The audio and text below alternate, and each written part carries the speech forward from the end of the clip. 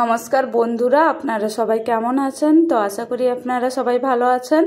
চলে এসেছি আজকে আবার একটা রেসিপি নিয়ে। তো আজকের রেসিপি হচ্ছে ব্রেড পকোড়া। তো এর জন্য প্রথমে আমি 1 প্যাকেট ব্রেড নিয়ে নিয়েছি আর নিয়ে নিয়েছি 500 গ্রাম আলু। তো এবার আলুগুলোকে ছাড়িয়ে ভালো করে ধুয়ে এগুলোকে আমি সুন্দর করে সেদ্ধ করে নেব। তো আলুগুলো সেদ্ধ হয়ে গেছে, এবার আলুগুলোকে ভালো করে আমি ম্যাশ করে নেব। তো আলুগুলোকে এইভাবে আমি ম্যাশ করে নেব সবগুলো আলু। তো আলুটা ভালো করে ম্যাশ করে নিয়েছি। তো এরপর এখানে দিয়ে দিচ্ছি সামান্য পেঁয়াজ কুচি। তো পেঁয়াজগুলোকে গোল গোল করে কেটে নিয়েছি ছোট ছোট করে এরকম সাইজে। আর দিয়ে দিচ্ছি ধনেপাতা কুচি আর কাঁচা লঙ্কা কুচি। এবার এখানে দিয়ে দেবো পরিমাণ মতো লবণ। এখানে আমি কালা লবণ ইউজ করছি, আপনারা চাইলে সাদা লবণও ইউজ করতে পারেন। এবার দিয়ে দিচ্ছি পরিমাণ মতো হলুদের গুঁড়ো, পরিমাণ মতো লঙ্কার গুঁড়ো আর দিয়ে দিচ্ছি সামান্য ভাজা জিরের গুঁড়ো।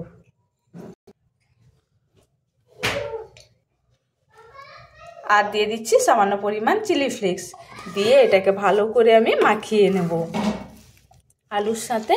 ভালো করে এই মশলাগুলো সুন্দর করে আমি মাখিয়ে নেব। তো আলুটাকে ভালো করে মশলার সাথে মাখিয়ে নিয়েছি। এই যে দেখুন আলুটা কিন্তু রেডি হয়ে গেছে। তো এরপর আমি বেসনের বাটারটা তৈরি করে নেব। তো বেসনের বাটারটা তৈরি করার জন্য এখানে আমি একটা বড় পাত্র নিয়ে নিয়েছি। এবার ওখানে দিয়ে দিচ্ছি বেসন।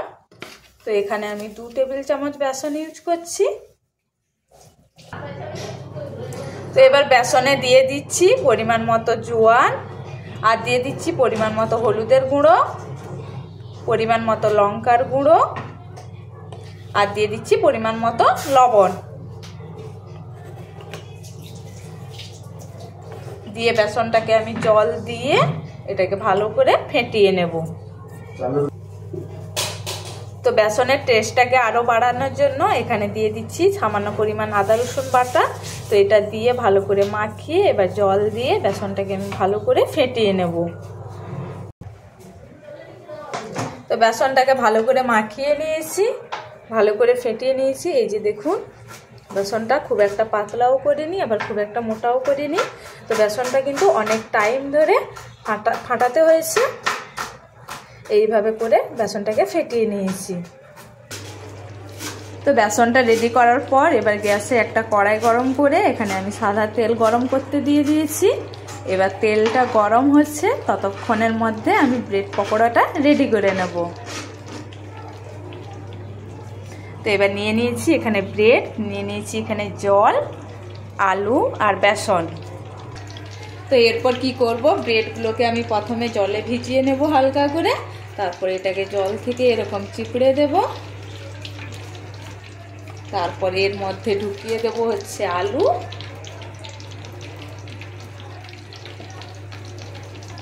আলু ঢুকিয়ে ব্রেডটাকে এইভাবে মুড়ে দেব।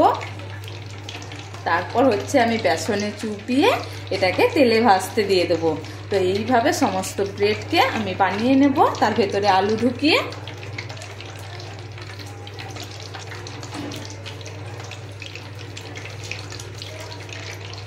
এই যে দেখুন ব্রেডটাকে জল থেকে চিপড়ে নিয়েছি জলে ভিজিয়ে। আলু দিয়ে ব্রেডটাকে ভালো করে আমি মুড়ে দেব, গোল গোল করে বল হিসাবে করে নেব। এই যে দেখুন রেডি হয়ে গেছে।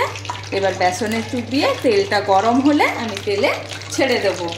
তো ততক্ষণে আমি সমস্ত ব্রেডকে এইভাবে বল করে তৈরি করে নেব।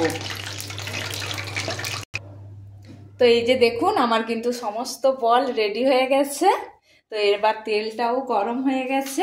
এবার আমি কি করব, এটাকে বেসনে এরকম ডুবিয়ে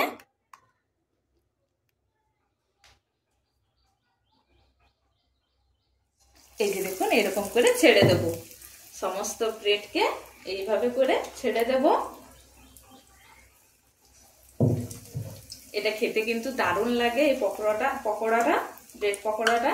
তো আপনারা চাইলে সকালবেলা কিংবা সন্ধ্যাবেলা নাস্তায় এটাকে বানিয়ে নিতে পারেন। তো এটার সাথে আমি চাটনি বানাচ্ছি। চাটনির রেসিপিটাও আমি আরেকদিন আপনাদের সাথে শেয়ার করব।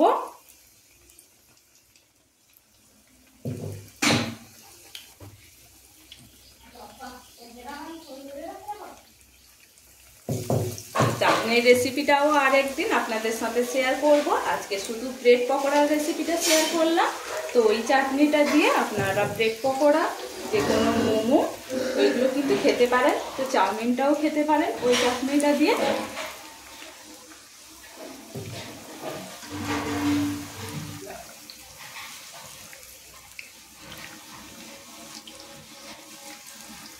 এবার সমস্ত ব্রেড পকোড়া এখানে ছাড়া হয়ে গেছে। এবার এটাকে সুন্দর করে লাল করে আমি এটাকে ভেজে নেব। তো এটার এক পাশ ভাজা হয়ে গেছে সুন্দর করে লাল করে। এবার এটাকে আমি আস্তে আস্তে করে সাবধানে উল্টে দেব অপর পাশটা ভাজা হওয়ার জন্য।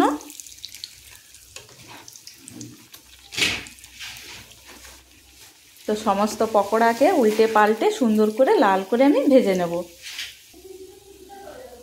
তো এটা ভাজা হয়ে গেছে। তারপরে এটার সাহায্যে আমি এগুলোকে তুলে নেব, দিয়ে তেল ঝরিয়ে নেব।